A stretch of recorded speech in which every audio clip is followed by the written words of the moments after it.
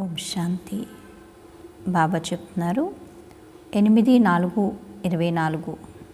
మధురమైన పిల్లలు, ఈ కనులతో ఏదైతే చూస్తున్నారో అదంతా అంతమైపోనున్నది. కావున దీనిపై అనంతమైన వైరాగ్యం ఉండాలి. బాబా మీ కొరకు కొత్త ప్రపంచాన్ని తయారు చేస్తున్నారు అని చెప్తున్నారు బాబా. ప్రశ్న: పిల్లలైన మీ సైలెన్స్లో ఏ రహస్యం ఇమిడి ఉంది? జవాబు: ఎప్పుడైతే మీరు సైలెన్స్లో కూర్చుంటారో అప్పుడు శాంతిధామాన్ని స్మృతి చేస్తారు. సైలెన్స్ అనగా జీవిస్తూనే మరణించడం అని మీకు తెలుసు. ఇక్కడ తండ్రి మీకు సద్గురువు రూపంలో సైలెన్స్గా ఉండడం నేర్పిస్తారు. మీరు సైలెన్స్లో ఉంటూ మీ వికర్మలను దగ్గం చేసుకుంటారు. ఇప్పుడు ఇక ఇంటికి వెళ్ళాలి అన్న జ్ఞానము మీకుంది. ఇతర సత్సంగాల్లో శాంతిలో కూర్చుంటారు, కానీ వారికి శాంతిధామంను గూర్చిన జ్ఞానం అయితే లేదు అని చెప్తున్నారు బాబా. ఓం శాంతి. బాబా అంటారు, మధురాతి మధురమైన చాలా కాలం తర్వాత కలిసిన ఆత్మీక పిల్లలతో షూ బాబా మాట్లాడుతున్నారు. చాలా కాలం తర్వాత కలిసిన ఆత్మీక పిల్లలతో షూ బాబా మాట్లాడుతున్నారు. గీతలో శ్రీకృష్ణుడు మాట్లాడినట్లు ఉంది, కానీ చెప్పింది షూ బాబాయే. కృష్ణుణ్ణి తండ్రి అని అనజాలరు. ఇద్దరు తండ్రులు ఉంటారని, ఒకరు లౌకికమని ఇంకొకరు పారలౌకికమని భారతవాసీలకు తెలుసు. పారలౌకిక తండ్రిని పరంపిత అని అంటారు. లౌకిక తండ్రిని పరంపిత అనైతే అనజాలరు. మీకు ఇక్కడ లౌకిక తండ్రి అర్థం చేయించడం లేదు. పారలౌకిక తండ్రి పారలౌకిక పిల్లలకు అర్థం చేయిస్తున్నారు. మొట్టమొదట మీరు శాంతిధామంలోకి వెళ్తారు. దానిని మీరు ముక్తిధామము, నిర్వాణధామము లేక వానప్రస్థము అని కూడా అంటారు.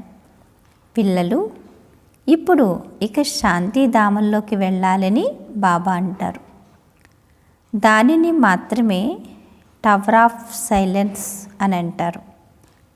ఇక్కడ కూర్చుంటూ కూడా మొదట శాంతిలో కూర్చోవాలి. ఇక్కడ కూర్చుంటూ కూడా ఫస్ట్ ఎక్కడ కూర్చోవాలి? శాంతిలో కూర్చోవాలి. ఏ సత్సంగంలోనైనా మొట్టమొదట శాంతిలోనే కూర్చుంటారు, కానీ వారికి శాంతిధామ జ్ఞానం లేదు. ఆత్మలైన తాము పాత శరీరాన్ని వదిలి ఇక ఇంటికి వెళ్ళాలని పిల్లలకు తెలుసు. ఏ సమయంలోనైనా శరీరం పోవచ్చు. కావున ఇప్పుడు బాబా ఏదైతే చదివిస్తారో దాన్ని బాగా చదువుకోవాలి కదా. ఏ సమయంలోనైనా శరీరం పోవచ్చు, ఏదైనా జరగవచ్చు. అందుకని ఇప్పుడు బాబా ఏదైతే చదివిస్తారో అదేం చేయాలి? బాగా చదువుకోవాలి. బాబా చెప్తున్నారు, తాను ఉన్నతోన్నతుడైన శిక్షకుడు కూడా. బాబా ఎవరు చెప్పండి? ఉన్నతోన్నతుడైన శిక్షకుడు, అలాగే సద్గతి దాత, గురువు కూడా అవుతారు. వారితో యోగాన్ని జోడించాలి. వీరొక్కరే 3 సేవలను చేస్తారు. ఈ విధముగా ఇంకెవ్వరూ ఒక్కరే 3 సేవలను చేయలేరు కదా. బాబా ఎవరు మనకి? తండ్రి, శిక్షకుడు, సద్గురువు. బయట ప్రపంచంలో అయితే అలా ఉండరు కదా. బాబా చెప్తున్నారు, ఎందుకంటే ఈ విధంగా ఇంకెవరు ఒక్కరే 3 సేవలను చేయలేరు. ఈ ఒక్క తండ్రియే సైలెన్స్ కూడా నేర్పిస్తారు. జీవిస్తూనే మరణించడంను సైలెన్స్ అని అంటారు. మనం ఇప్పుడు శాంతిధామమైన ఇంటికి వెళ్ళాలని మీకు తెలుసు. ఎప్పటి వరకైతే పవిత్ర ఆత్మలుగా అవ్వరో అప్పటి వరకు ఇంటికి వెళ్ళలేరు. అందరూ వెళ్ళవలసిందే. కావున పాపకర్మలకు చివరిలో శిక్షలు పడుతూ ఉంటాయి. మళ్ళీ పదభ్రష్టులుగా కూడా అయిపోతారు. శిక్షలు కూడా తినవలసి ఉంటుంది. ఎందుకంటే మాయతో ఓడిపోతారు. మాయపై విజయాన్ని ప్రాప్తింపచేసేందుకే బాబా వస్తారు. కానీ పొరపాటు చేస్తారు, తండ్రిని స్మృతి చేయరు. ఇక్కడైతే ఒక్క తండ్రినే స్మృతి చేయాలి. భక్తి మార్గంలో కూడా ఎంతగానో భ్రమిస్తూ ఉంటారు. ఎవరికైతే నమస్కరిస్తారో వారిని గూర్చి తెలుసుకోరు. తండ్రి వచ్చి అలా భ్రమించడం నుండి ఏం చేస్తున్నారు? విముక్తులను చేస్తారు. జ్ఞానం పగలని, భక్తి రాత్రిని అర్థం చేయించడం జరుగుతుంది. రాత్రి వేళల్లోనే చీకట్లో దేనికైనా కొట్టుకోవడం జరుగుతుంది. జ్ఞానం ద్వారా పగలు అనగా సత్య త్రేతాయుగాలు, భక్తి అనగా రాత్రి, అవి ద్వాపర కలియుగాలు. ఇది మొత్తం డ్రామా కాల పరిమితి కదా. సగం సమయం పగలు, సగం సమయం రాత్రి. అంటే అర్ధకల్పం పగలు, అర్ధకల్పం రాత్రి, అర్ధకల్పం స్వర్గం, అర్ధకల్పం నరకం. ప్రజాపిత బ్రహ్మకుమారి కుమారుల పగలు మరియు రాత్రి. ఇది అనంతమైన విషయం. అనంతమైన తండ్రి అనంతమైన సంగమ సమయంలో వస్తారు. కావుననే శివరాత్రి అని అంటారు. శివరాత్రి అని దేనినంటారో మనుషులు అర్థం చేసుకోరు. మీకు తప్ప ఇంకెవ్వరికి శివరాత్రి మహత్వాన్ని గురించి తెలియదు. ఎందుకంటే ఇది మధ్య సమయం. ఎప్పుడైతే రాత్రి పూర్తయి పగలు ప్రారంభమవుతుందో అప్పుడు దాన్ని పురుషోత్తమ సంగమ యుగము అని అంటారు. పాత ప్రపంచం మరియు కొత్త ప్రపంచ సంగమంలో ఇది ఉంటుంది కదా. పాత ప్రపంచం, కొత్త ప్రపంచం రెండిటికి మధ్య సమయంలోనే ఈ సంగమ యుగం. బాబా చెప్తున్నారు, తండ్రి పురుషోత్తమ సంగమ యుగంలోనే వస్తారు, అంతేకాని ప్రతి యుగంలోనూ రారు.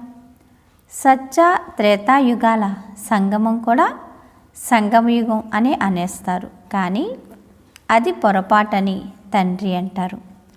నన్ను స్మృతి చేసినట్లయితే పాపాలు వినాశనమవుతాయని శివ్ బాబా అంటారు. దీనిని యోగాగ్ని అని అంటారు. మీరందరూ బ్రాహ్మణులు. పవిత్రంగా అయ్యేందుకు మీరు యోగాన్ని నేర్పుతారు. ఆ బ్రాహ్మణులు కామచితిపైకెక్కిస్తారు. ఆ బ్రాహ్మణులకు మరియు బ్రాహ్మణులైన మీకు రాత్రికి పగలికి ఉన్నంత తేడా ఉంది అని చెప్తున్నారు బాబా. వారు కుక్క వంశావళులు మరియు మీరు ముఖ వంశావళులు కదా. వాళ్ళు కుక్క వంశావళి, మనం ముఖ వంశావళి కదా. బ్రహ్మ ముఖం ద్వారా వినేమయ్యాం, బ్రాహ్మణులుగా అవుతున్నాం. బాబా చెప్తున్నారు కదా. బాబా ఏం చెప్తున్నారు పిల్లలందరికీ? ఆ బ్రాహ్మణులైతే కుక్క వంశావళి, మీరందరూ ముఖ వంశావళి. ప్రతి ఒక్కరూ విషయము బాగా అర్థం చేసుకోవాల్సిన విషయం కదా. ఎవరు వచ్చినా వారికి అనంతమైన తండ్రిని స్మృతి చేసినట్లయితే వికర్మలు వినాశనమవుతాయి మరియు అనంతమైన తండ్రి వారసత్వం లభిస్తుంది అని అర్థం చేయించడం జరుగుతుంది. మళ్ళీ ఎంతెంతగా దైవీ గుణాలను ధారణ చేస్తారో మరియు చేయిస్తారో అంతగా ఉన్నత పదవిని పొందుతారు. పతితులను పావనంగా తయారు చేసేందుకే తండ్రి వస్తారు. కావున మీరు కూడా ఈ సేవను చేయాలి. అందరూ పతితులే, గురువులు ఎవరిని పావనంగా చేయలేరు. పతిత పావనుడు అన్న పేరు ఒక్క శివ్ బాబాదే. వారు ఇక్కడికే వస్తారు ఎప్పుడైతే అందరూ పూర్తి పతితులుగా అయిపోతారు. అప్పుడు డ్రామా ప్లాన్ అనుసారంగా తండ్రి వస్తారు. మొట్టమొదట పిల్లలకు నన్ను స్మృతి చెయ్యండి అన్న మొదటి మాటనే నేర్పుతారు. బాబా ఫస్ట్ పిల్లలకి ఏం నేర్పుతారు? తండ్రి పిల్లలకి ఏం నేర్పిస్తారు?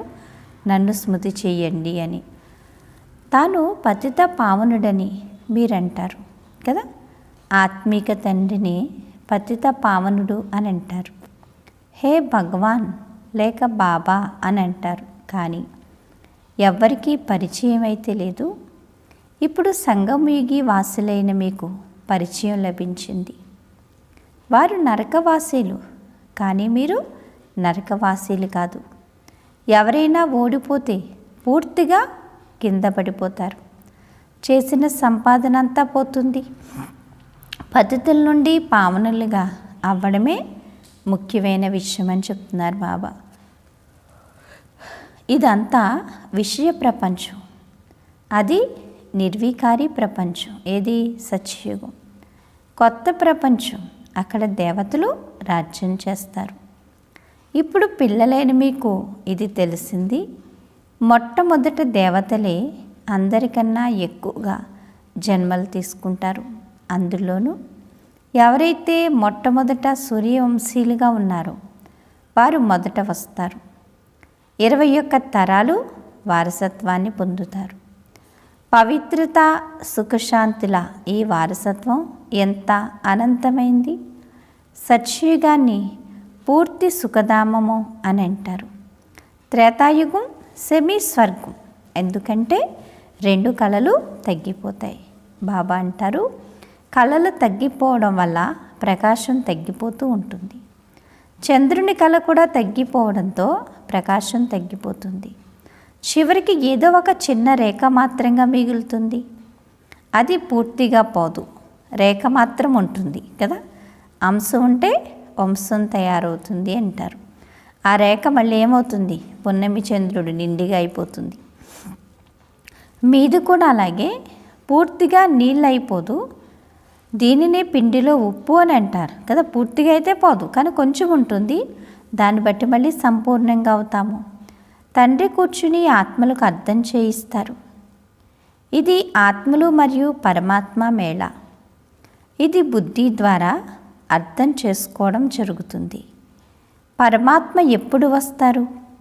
ఎప్పుడైతే అనేక ఆత్మలు లేక మనుషులు పెరిగిపోతారో అప్పుడు పరమాత్మ ఈ మేళాలోకి వస్తారు. ఆత్మలు మరియు పరమాత్మ మేళ ఎందుకు జరుగుతుంది? ఇతర మేళాలన్నీ మలినంగా అయ్యేందుకే ఉంటాయి. ఈ సమయంలో మీరు భగవంతుని ద్వారా ముళ్ళ నుండి పుష్పాలుగా అవుతున్నారు. ఏ విధంగా అవుతారు? స్మృతి శక్తితో అవుతారు కదా. ముళ్ళ నుండి పుష్పాలుగా ఎలా అవుతారు? బాబాను స్మృతి చేయడం ద్వారా అవుతారు. తండ్రిని సర్వశక్తివంతుడు అని అంటారు. తండ్రి ఏ విధంగా సర్వశక్తివంతుడో అలాగే రావణుడు కూడా తక్కువ శక్తివంతుడేమీ కాదు. మాయ చాలా శక్తివంతమైంది, ప్రబలమైంది అని స్వయంగా తండ్రియే అంటారు. బాబా, మేము మిమ్మల్ని స్మృతి చేస్తాము, కానీ మాయ మా స్మృతిని మరిపింపచేస్తుంది అని పిల్లలు అంటారట. ఒకరికొకరు శత్రువులుగా అయినట్లే కదా.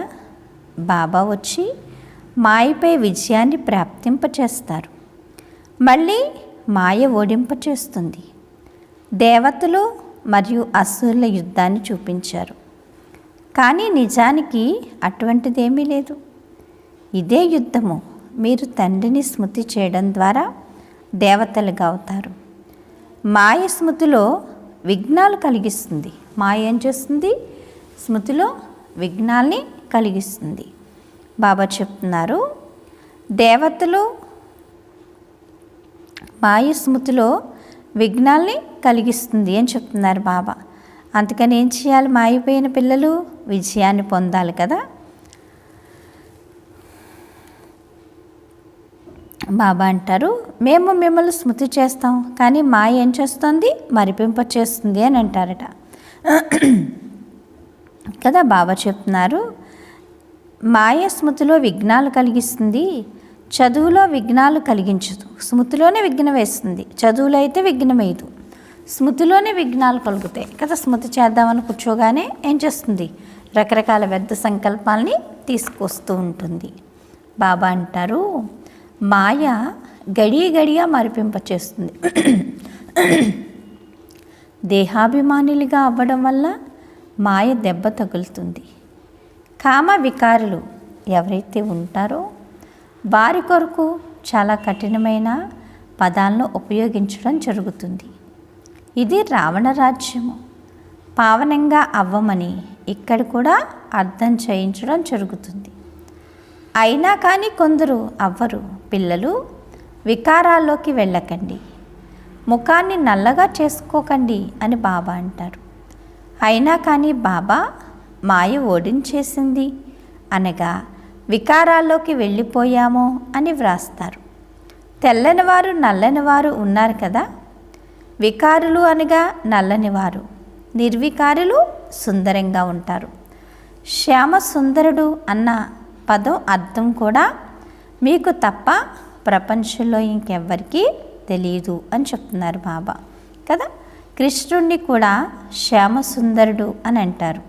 కృష్ణుని కూడా ఏమంటారు? శ్యామ సుందరుడు అని.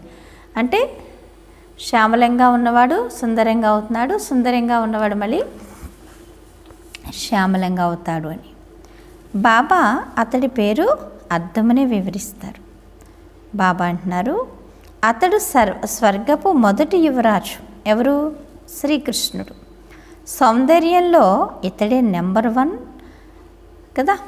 సౌందర్యంలో ఇతడే నెంబర్ 1గా పాస్ అవుతాడు. మొట్టమొదటి రాజకుమారుడు ఎవరు స్వర్గానికి? శ్రీకృష్ణుడే. శ్రీకృష్ణుడికి ఉండే అందం ఇంకెవరికి ఉండదన్నమాట. నెంబర్ 1 అని చెప్తున్నారు బాబా. మళ్ళీ పునర్జన్మలు తీసుకుంటూ కిందకు దిగుతూ నల్లగా అయిపోతాడు. కావుననే శ్యామ సుందరుడు అన్న పేరును పెడతారు కదా. కిందకి దిగుతూ నల్లగా అయిపోయిన కారణంగా శ్యామ సుందరుడు అన్న పేరుని నామకరణం కదా. బాబా శ్యామ సుందరుడు అని చెప్పి అంటారు. బాబా అంటారు, బాబా చెప్తున్నారు, ఈ అర్థమును కూడా బాబాయే అర్థం చేయిస్తారు. శివ్ బాబా సదా సుందరంగా ఉంటారు. వారు వచ్చి పిల్లలైన మిమ్మల్ని సుందరంగా తయారు చేస్తారు. పద్ధతులు నల్లగా, పావనులు సుందరంగా ఉంటారు. ప్రకృతి సిద్ధమైన సౌందర్యం ఉంటుంది. ఎక్కడ? సత్యయుగంలో. బాబా చెప్తున్నారు, మేము స్వర్గాధిపతులుగా అవ్వాలి అని పిల్లలైనా మీరు ఇక్కడికి వచ్చారు. కావుననే శివ్ భగవాన్ వాచ అన్న గాయనం కూడా ఉంది. మాతలు స్వర్గద్వారాలను తెరుస్తారు. కావుననే వందే మాత్రము అని గాయనం చేయబడుతుంది. వందే మాత్రం అని అన్నప్పుడు తప్పకుండా తండ్రి కూడా ఉన్నారని అర్థమవుతుంది. బాబా అంటారు, వారు మాతల మహిమను పెంచుతారు. మొదట లక్ష్మి, ఆ తర్వాత నారాయణుడు.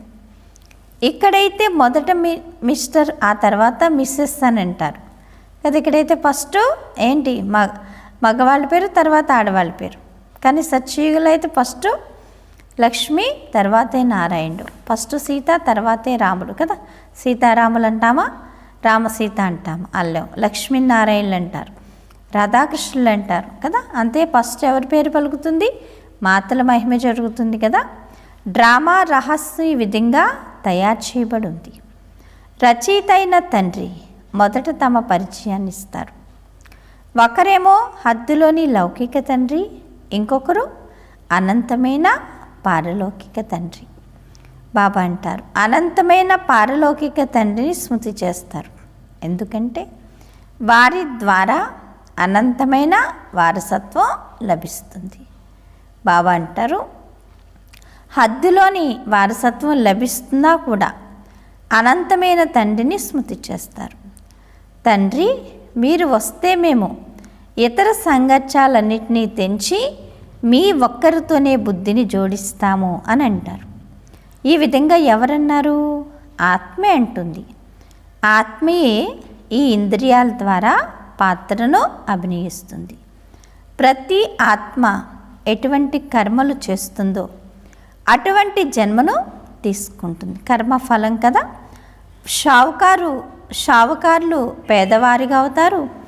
ఇవి కర్మలకు బాబా చెప్తున్నారు అవుతారు. ఇవి కర్మలు కూడా. ఈ లక్ష్మీనారాయణలు విశ్వాధిపతులుగా ఉంటారు. వారు ఏం చేస్తారు? ఇది కేవలం మీకే తెలుసు కదా, మరియు మీరే అర్థం చేయించగలరు. మీది శూద్ర సాంప్రదాయం కదా. బాబా చెప్తున్నారు మీకే తెలుసు కదా, ఇదేంటి శూద్ర సాంప్రదాయం. వారికి ఎవరికీ తెలియదు. బాబా చెప్తున్నారు ఇదంతా ఏంటి శూద్ర సాంప్రదాయం, వారు ఎవరికి విషయాలు తెలియవు. ఈ కనుల ద్వారా మీరు ఏదైతే చూస్తారో దానిపై వైరాగ్యం ఉంచండి అని బాబా అంటారు కదా. ఈ కళ్ళతో చూసే దానిపైన ఏం పెట్టండి? వైరాగ్యం పెట్టండి అని చెప్తున్నారు బాబా. ఇవన్నీ అంతమైపోనున్నాయి కదా. ఇవన్నీ ఏమైపోతాయి? ఏదో ఒక రోజుకి వినాశనం అయిపోతాయి. కొత్త ఇల్లు నిర్మించబడుతున్నప్పుడు పాత ఇంటిపై నుండి వైరాగ్యం కలుగుతుంది. తండ్రి కొత్త ఇంటిని తయారు చేశారు, మేము ఇందులోకి వెళ్తాము. ఈ పాత ఇల్లు అయితే శిథిలమైపోయింది అని పిల్లలు అంటారు. అలాగే ఇది అనంతమైన విషయం. స్వర్గస్థాపన చేసేందుకు తండ్రి వచ్చారని పిల్లలకు తెలుసు. ఇది పాత చీచీ ప్రపంచం. ఇదేంటి? పాత చీచీ ప్రపంచం. బాబా చెప్తున్నారు పిల్లలైన మీరు ఇప్పుడు త్రిమూర్తి శివుని ముందు కూర్చున్నారు. ఎక్కడ కూర్చున్నారు? త్రిమూర్తి శివుని ముందు కూర్చున్నారు. మీరు విజయాన్ని పొందుతారు. బాబా ఏం చెప్తున్నారు? మీరు ఏం పొందుతారు? విజయాన్ని పొందుతారు. నిజానికి మీ ఈ త్రిమూర్తి మీ రాజముద్రిక. బ్రాహ్మణులైన మీ కులం అన్నిటికన్నా ఉన్నతమైంది. ఇది పిలక వంటిది. ఇక్కడ రాజ్యస్థాపన జరుగుతుంది. ఈ రాజ్యముద్రికను గూర్చి బ్రాహ్మణులైన మీకే తెలుసు.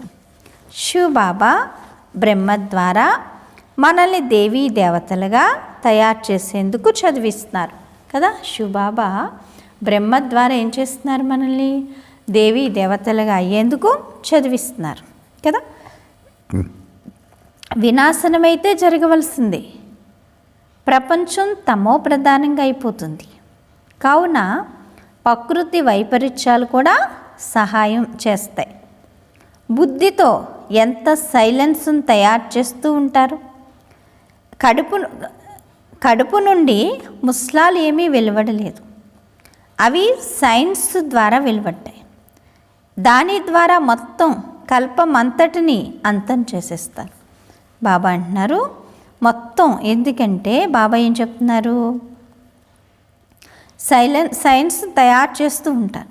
కడుపు నుండి ముస్లాలు ఏమీ వెలువడలేదు, అవి సైన్స్ ద్వారా వెలువడ్డాయి.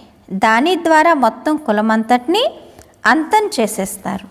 బాబా చెప్తున్నారు ఉన్నతోన్నతుడు శివ బాబాయేనని పిల్లలకు అర్థం చేయించారు. పూజ కూడా ఒక్క శివబాబాకు మరియు దేవీ దేవతలకే చేయాలి. బ్రాహ్మణుల పూజ జరగచాలదు. ఎందుకంటే మీ ఆత్మ పవిత్రంగా ఉన్నా కానీ శరీరం అయితే పవిత్రమైన కదా. మళ్ళీ ఎప్పుడైతే బాబా ఏం చెప్తున్నారు? పవిత్రంగా ఉన్నా కానీ శరీరం అయితే పవిత్రమైందే కదా. కావున పూజార్హులుగా అవ్వాలి. బాబా చెప్తున్నారు ఎందుకంటే మీ ఆత్మ పవిత్రంగా ఉన్నా కానీ శరీరం అయితే పవిత్రమైంది కాదు కదా. కావునే పూజార్హులుగా అవ్వలేరు. మీరు మహిమామూర్తులుగా ఉన్నారు. మళ్ళీ ఎప్పుడైతే దేవతలుగా అవుతారో అప్పుడు ఆత్మ పవిత్రంగా ఉంటుంది. అలాగే శరీరం కూడా కొత్తగా పవిత్రంగా లభిస్తుంది.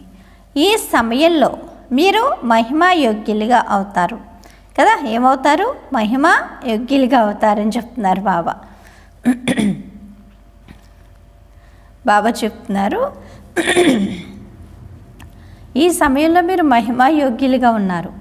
వందే మాతరమని గాయనం చేయబడుతుంది అని చెప్తున్నారు బాబా కదా. వందే మాతరమని గాయనం చేయబడుతుంది. బాబా చెప్తున్నారు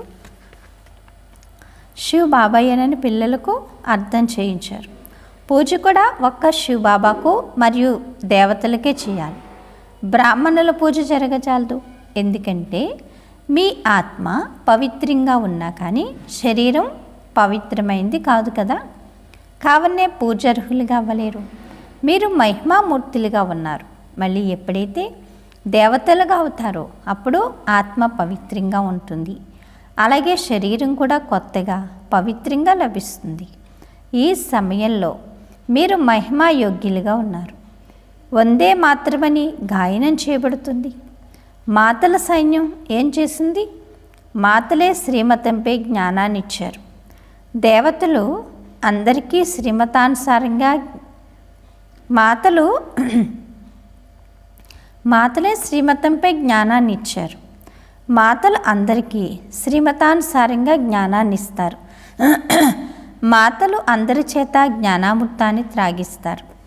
యథార్థ రీతిగా మీరే అర్థం చేయిస్తారు. బాబా చెప్తున్నారు, శాస్త్రాల్లోనైతే ఎన్నో కథలను రాసేశారు. వారు కూర్చుని వినిపిస్తారు కూడా. సత్యము సత్యము అనే అంటారు. కానీ మీరిప్పుడు అలా ఎవరు ఏది చెప్పినా సత్యము సత్యము అని అయితే అనరు కదా. మనుషులు ఎంతో రాతి బుద్ధి కలవారిగా అయిపోయారు. వారు సత్యము సత్యమని అంటూనే ఉంటారు. రాతి బుద్ధి మరియు పారసబుద్ధి అన్న గాయనం కూడా ఉంది. పారసబుద్ధి అనగా పారసనాథులు. నేపాల్లో పారసనాథుని చిత్రం ఉంది అని అంటారు. పారసపురి నాథుడు పారసపురి నాథులెవరు? ఈ లక్ష్మీనారాయణలే. వారి రాజ్యవంశం ఉంది. లక్ష్మీనారాయణలు తప్ప ఇంకెవరు పారసనాథులుగా పారసనాథులుగా ఉంటారు? ఎవ్వరూ జవాబు చెప్పలేరు. బాబా అంటారు, కానీ అర్థం చేయించేవారు ఉండాలి. ఫలానా వారి చిత్రాన్ని వెయ్యలేదు అని ఎంతోమంది మీతో అంటూ ఉంటారు. ముఖ్యమైన విషయం రచయిత మరియు రచనల రహస్యాన్ని తెలుసుకోవడమే. దానిని గూర్చి ఋషులు మునులు కూడా నేతి నేతి అంటూ పోయారు. ఇప్పుడు మీరు తండ్రి ద్వారా అన్నిటినీ తెలుసుకుంటారు, అనగా ఆస్తికులుగా అవుతారు. మాయారావణుడు నాస్తికులుగా చేస్తాడు అని చెప్తున్నారు కదా. మాయ ఏం చేస్తుంది? నాస్తికులుగా. బాబా వచ్చి ఏం చేస్తున్నారు? ఆస్తికులుగా. అచ్చా, మధురాతి మధురమైన ఆత్మీక పిల్లలకు మాతాపిత బాప్దాదాల ప్రియ స్మృతులు మరియు గుడ్ మార్నింగ్. ఆత్మీక పిల్లలకు ఆత్మీక తండ్రి నమస్తే. ధారణ కొరకు ముఖ్య సారం. ఫస్ట్ పాయింట్, మేము బ్రహ్మ ముఖ వంశావళి బ్రాహ్మణులము అని సదా స్మృతిలో ఉండాలి.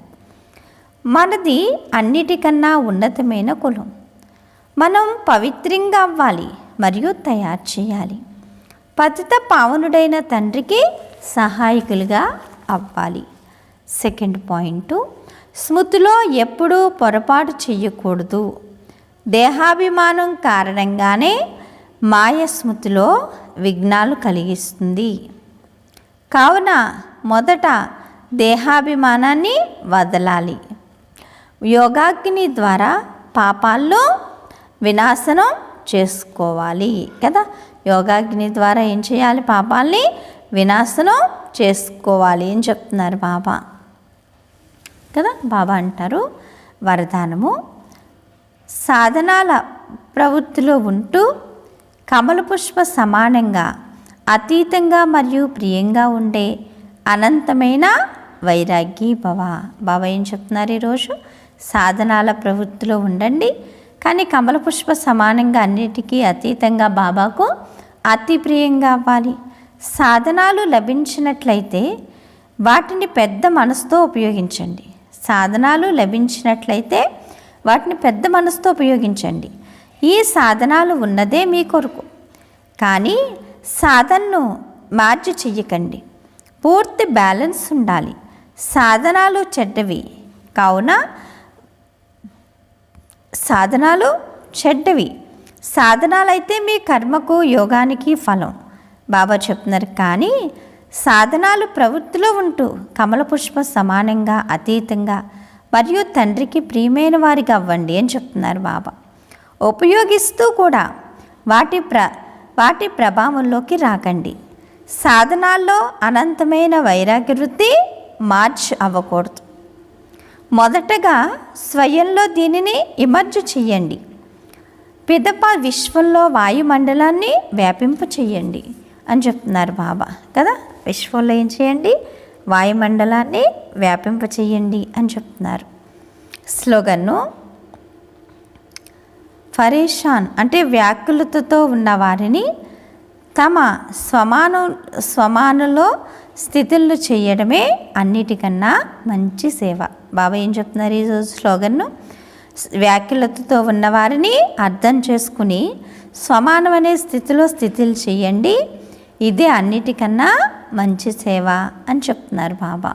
అచ్చా, మధురాతి మధురమైన ఆత్మీక తండ్రికి ఆత్మీక పిల్లల యొక్క ప్రియ స్మృతులు, గుడ్ మార్నింగ్ మరియు నమస్తే నమస్తే నమస్తే.